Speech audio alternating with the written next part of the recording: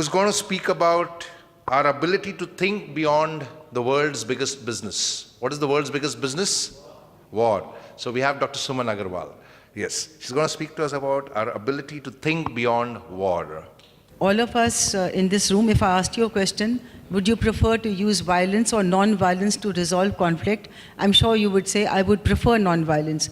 And yet, all the adults living in democracies, that includes you and me, since we have the power to vote, we have all politically legitimized violence as a means of conflict resolution.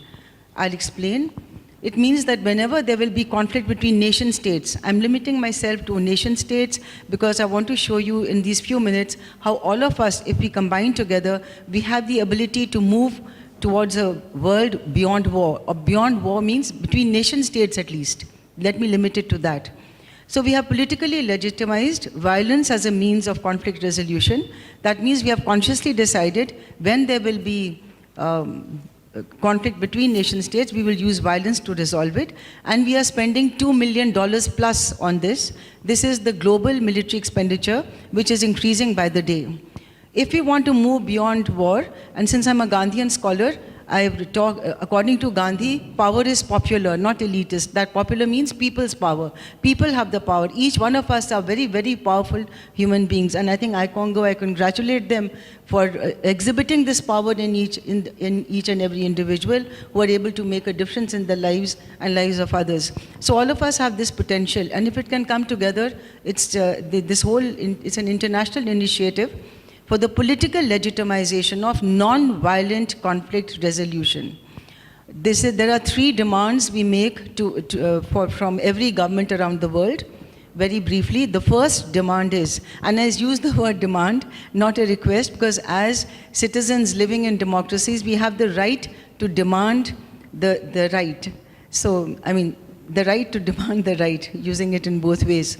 So the first demand is that without abandoning the present military defense, because a lot of people get heart attacks that, oh, kya ho jayega, military system khatam ho jayega. So let's keep that machinery of war. And of course, I'm very happy to note that all of you know that how the arms trade fuels it and how it's basically the military industrial complex which we have to also tackle. So without abandoning the present military defense, a parallel non-violent defense be instituted in every country. This means that there is a defense ministry in every country. We keep that, but it's a military defense. You keep that, but parallel to it, not part of it, because governments are excellent at co-opting things, but parallel to it, every country starts a non-violent defense, non-violence ministry first. I call it non-violence, not a peace ministry, because peace is a very loaded word. You need nuclear weapons to keep the peace. So that is why non-violence ministry. And at the grassroots level, like you have NDA, IMA in India, you have West Point in the States, in Israel. I mean, everywhere you have a military academy where you learn how to use violence. You learn how to use a gun. It's not natural to know how to use a gun or a machine gun. You learn how to do that. So every country will start a non-violence training academy. I am only a Gandhian expert, but there are non-violent defense experts who have been working with this concept for the past 25 years, a quarter of a century. There's Robert Burrows in Australia, there's Gene Sharp at Harvard. I have lectured there and talked to them, they are friends of mine. So there's a blueprint of what will be adopted there. Very briefly, what will be adopted by these what will you teach in the Non-Violence Academy? There are 198 non-violent tactics which have to be learned. Concrete is nothing wishy-washy vague. Concrete tactics. Number 2, the history of non-violence will be taught. There are 24 cases in history, all in black and white, where non-violence has successfully delivered in politics. Number 3, non-violent communication. We speak giraffe. We speak wolf, but how to speak giraffe. If there's time, I can give you an example later on. So non-violent communication. Then the philosophy of non-violence. After all, if thou shalt not kill, thou shalt love thy neighbor as thyself, and ahimsa parmo dharma, then you cannot say then it's right to kill your neighbor, or it's right to use violence or to go to war. A cannot be both A and not A at the same time. If thou shalt not kill is right, then definitely to kill or to train systematically to kill is definitely wrong. So this is in a nutshell what will be taught there. And of course, non-violence R&D, research and development. You know how much money goes into military R&D. In the same way, non-violence R&D. So that's briefly the first demand. The second is the legal democratic option to be trained in non-violent defense rather than the present military system. Again, when you want to join the defense of your country, which is really glamorized, that you're dying for your country, what about, and here we are so schizophrenic. In our schools, we talk about global village, we are stewardship of the earth, you know, we are, and when it comes to brass tacks, there we are nation, for the glory of India, the glory of this. What are we, world citizens or what? And today, you know, we are at the, so closely connected that just have to press a button and you reach everybody around the globe. So the legal democratic option to be trained in non-violent defense. When I want to defend my country, there should be an option. You want to learn how to use violence? Sure, go ahead. But if you want to learn non-violence, it has to be learned, by the way. And this is based on Gandhi, where he says, non-violence is a science. If you study Gandhi, read Gandhi, he keeps on talking about non-violence as a science. Non-violence is not an emotion, not a sentiment. It's not a mood, it's not a feeling, it's a science. And as a science, if you apply the definition of any science, there are three characteristics. Any science is a systematic body of knowledge with its own laws and principles. Same to non-violence. And Gandhi is very prophetic. And you have universities in the States and in Europe, maybe you're familiar with that, where you can now, you have departments of peace studies. In India, unfortunately, we don't have it, but and that's where I fit in, and I teach Gandhian philosophy abroad all the time, teach twice a year in foreign universities. There's always a course on Gandhi in the peace studies department. In India, there's no course on Gandhi.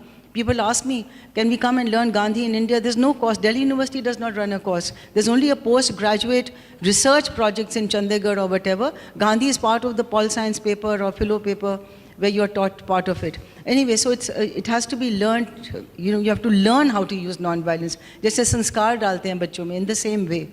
And the third demand is the legal option for taxpayers to divert their defense tax from military defense to non-violent defense. Again, we are not saying we don't want a defense. Of course you want a defense. Who doesn't want a defense? There's always going to be conflict. But it does not have to be violent. So again, let's say half the taxpayers all over the world sign up. What will happen? $1 million a minute will still be used for military defense, but $1 million a minute would be released for non-violent defense. When you want to start something new, I think all of us have been in that predicament. Funds is a problem, and funding is so difficult. So here you would have funds to start your non-violence academy, staff, books, library, research, everything. So this is in a nutshell. And since we are talking about Gandhi 1 here, minute more. and Yeah, okay, one. popular power, let me give you something, a radical situation. If Gandhi was here, he would have done that. Because power is popular, people have the power. Let's say if no young person in the whole world joins the army, military or air force, no government can have one. Or there is a clause that I will join, but I will not go to war, I will not kill. Why kill? Let's personalize war. We have professionalized war. If a Pakistani woman's husband is killed, does she feel less pain than an Indian woman's husband is killed, or the orphan? It's the same pain. Nobody wins a war. It's vulgar to celebrate victory after a war. So it's on popular power, people, at least between nation states. Why don't we make an effort with the people we love? Because according to Gandhi, the law of non-violence is a law. And I just conclude with this quotation where he says that the law of non-violence, which is the law of love, they're synonyms. And it was very frustrating when I researched Gandhi that how come love and non-violence are synonyms. But the law of non-violence, which is the law of love, is the law of our species. You're only human when you use non-violence. And he says we have to consciously choose non-violence over violence. Only then we are human. You know, we are the unfinished animal that Theodore Roszak talked about. We are not human beings. And if we start today, let's start today, 50 years, 100 years is nothing in world history. If we all start today, in 50 years, we'll have the tools, the skills of non-violent conflict resolution. We'll know how to do it. And maybe your children's grandchildren will look back at us and say, look at them, ek dusre ko marte the, kill karte the. How barbaric. So it's time to think in that way. And Gandhi says, it is a sign of spiritual atrophy to support an unjust structure like war. Spiritual atrophy, you know, is like rheumatism, spiritual atrophy. Our souls are stuck, we can't feel. It's not like Gandhi after Chauri Chaura, 7 policemen were killed, and he called off the non-cooperation movement, and the Congress party was so angry with him. And he wrote an article in Young India saying, why are you saying only 7 policemen were killed, British policemen? Look, go and talk to the wife and the children. Their whole world has gone. It's not only, so everybody's life is very important. And when we're talking about mothers, we also have this Women for Peace, because, everybody's somebody's son. How difficult it is to have a child, bear a child, the labor pain, everything, then bring up the child, and then somebody kills it. Why? There's no need. So it's a sign of spiritual atrophy to support an unjust structure like war. And then Gandhi says, you may not be able to change the system at once, but you can always choose not to cooperate with it at once. So this is Satyagraha according to Gandhi. And I welcome you all to join it. Thank you, Dr. Suman Agarwal. That was brilliant. I must start by saying that last year we had Dr. Vijay Mehta, who also works on the issue to address the need for non-violence across the globe. He's based out of the UK, a person of Indian origin, who does a lot of work, and he's very well connected with all the dignitaries. He's been trying with all the G8 presidents and prime ministers, and he's even published his book, Talking Against War. But there's so much work to be done. It's again a topic very dear to the heart, and it reminds me of what somebody who I really revere and look up to said in the aftermath of 9/11. And this man, Professor Noam Chomsky, said, if you want to stop terrorism, we the citizens need to stop participating in acts of terrorism. And he said this on national television in the US. And the American citizenry went against Noam Chomsky, and they wanted him to apologize, because they said, what are you talking about? Because, how can you say that we invited that act of terrorism called 9/11? He said, well, when US taxpayers, he came back on national television and said, I refuse to apologize, because what I've said is the truth. Because when you pay your taxes and you don't question the government about their war agenda, which is done in the name of oil and God and God knows what, you are participating in an act of terrorism, because you're killing innocent people in Afghanistan, Gulf countries, to control their oil and your economy. And hence, you are attracting terrorist attacks on the United States of America. So that's exactly how it works. It's a vicious cycle. And how can we convert that into a virtuous cycle? I think there were some brilliant ideas for action over there. We'll open the floor to Amarjeet.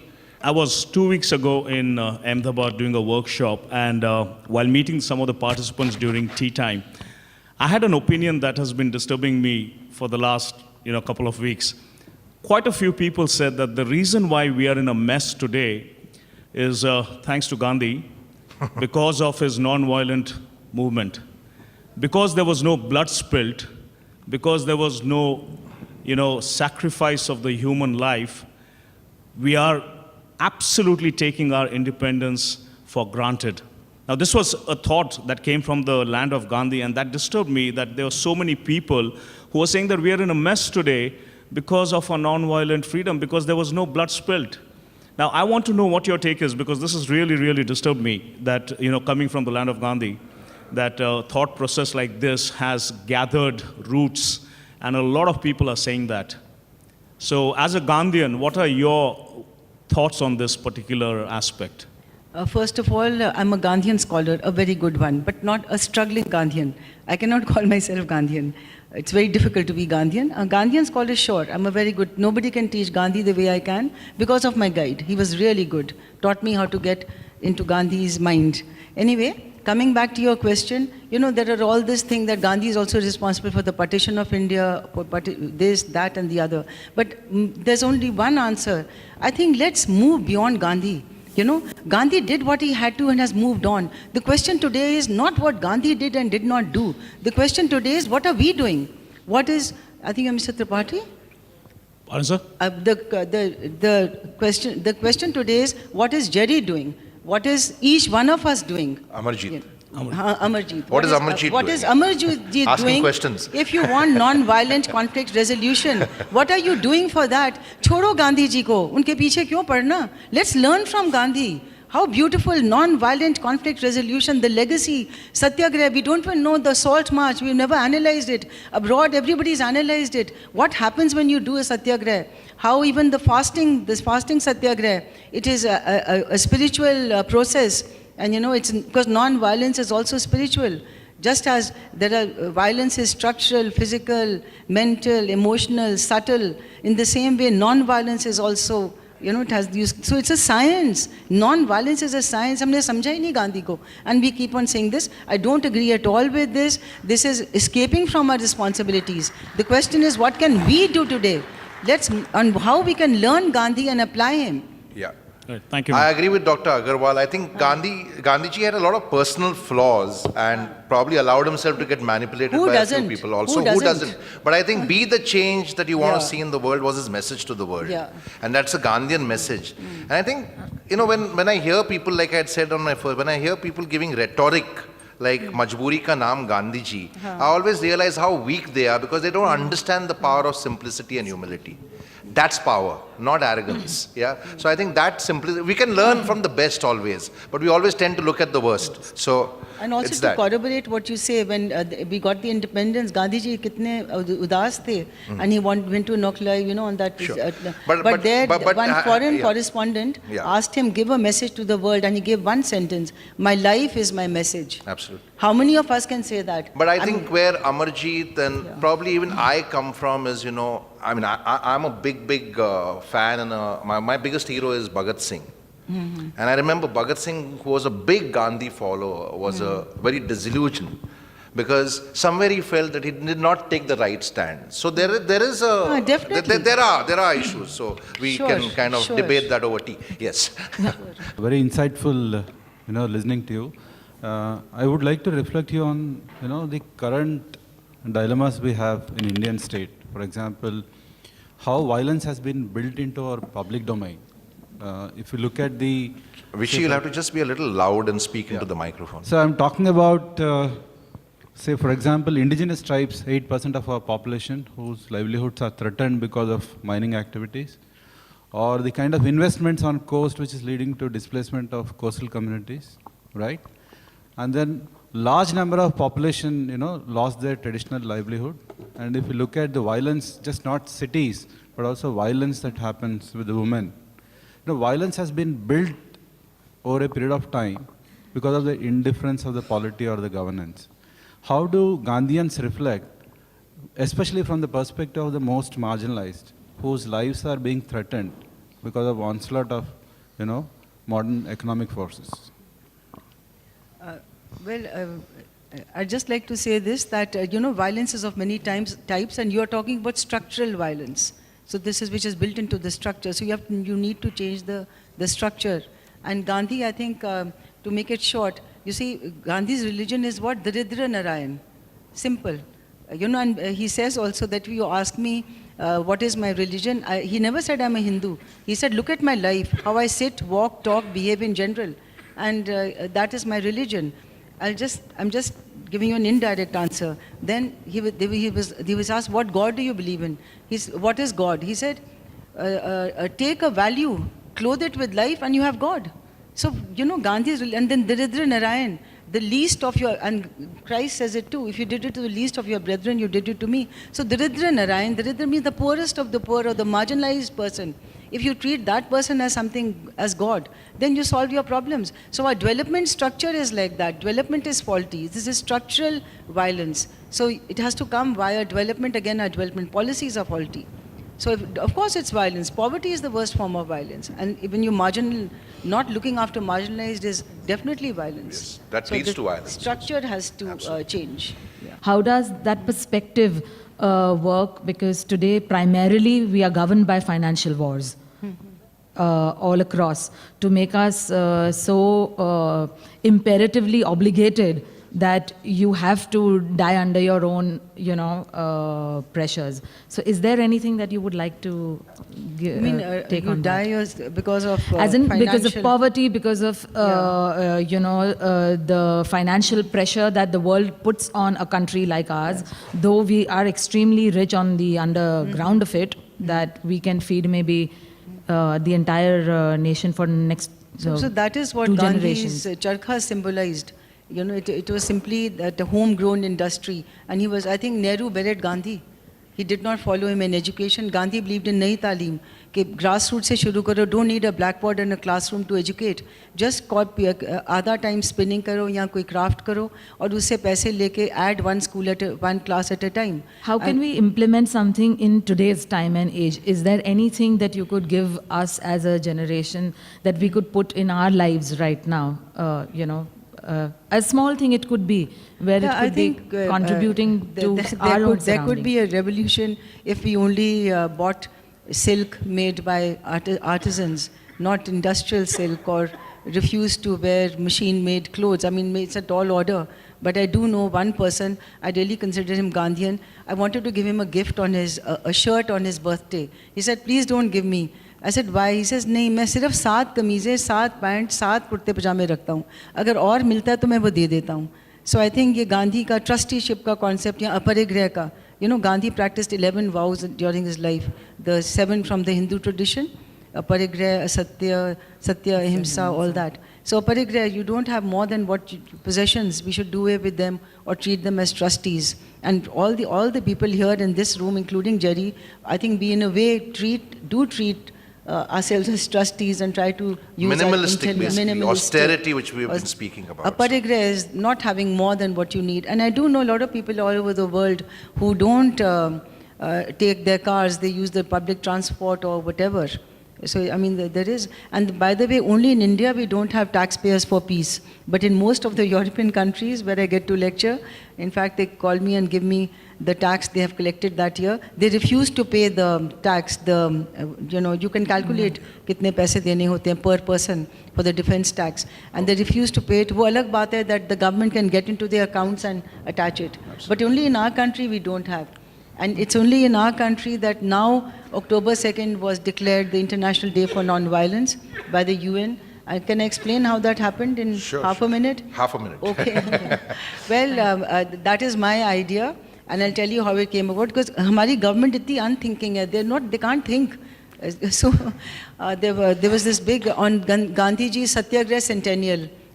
So 100 years of Satyagraha, Sonia Gandhi invited 69 countries, a very, very big international bash at Vigyan Bhavan. So the Ministry of External Affairs invited me to write her speech and her declaration because I'm a Gandhian scholar. They also paid me 15,000 rupees for it. So in that declaration and in that I put that October 2nd should be declared the International Day for Non-Violence by the UN. Before this, for 7 years we had been, asking the Indian government to do it and to take it up with the UN. They didn't. But when I put it in that, and of course she spoke at that international forum and we got it. Thank you. And, Brilliant. So in a way it is great that people in government can't think because we can infiltrate their thoughts. That's exactly how we've been working also, right? Because if they start thinking, they'll think all the wrong things, not the right things. Right. So thank you, Roshni ji, and Thank you. maybe Just have a certificate as for a Dr. closing note, Anand Sharma met me at a party and told, because I also put in that non-violent defense. Right. Because in USA, people personally have started this non-violence academy. Absolutely. So I went to the government and said, "Hum to land of Gandhi hain, Buddha hain, let's start this non-violence academy." Brilliant idea. So then they said, no, we are not mad like you and you should be arrested for treason. So Thank you, That's ma'am. the Thank you, government. Dr. Agarwal. Thank you, Dr. Subhan Agarwal. We have our young volunteer, Mr. Hunar Brar, give you a certificate for speaking. Thank you so much.